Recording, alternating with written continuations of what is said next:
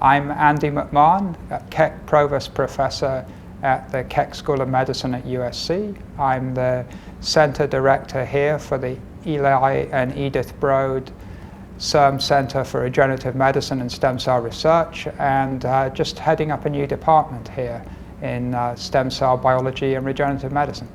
The challenge of regenerative medicine is to figure out how any process can be used to repair and regenerate cell types of our body, and how we can model the diseases that are degenerative diseases and figure strategies to repair and regenerate those systems.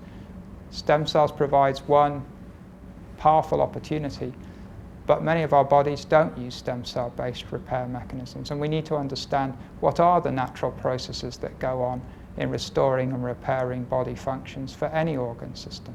So let's take, for example, kidneys and kidney disease.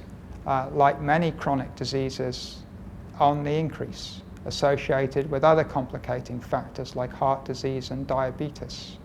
If you're unfortunate enough to have end-stage renal disease, the only long-term therapy there is to have kidney transplantation.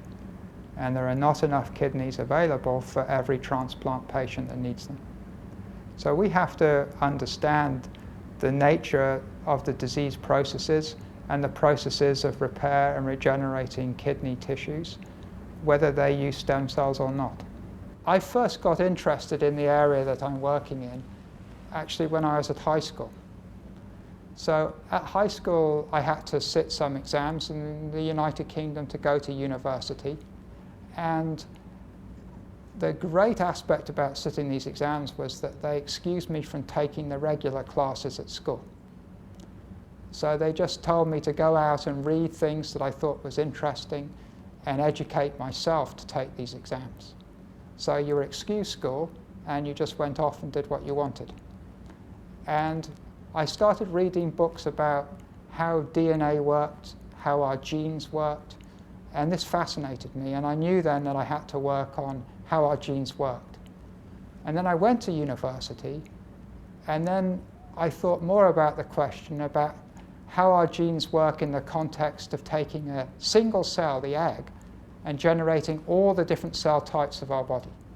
And I thought this is the most interesting question that you could possibly want to work on. How from just one cell do we generate the diversity of our different cell types?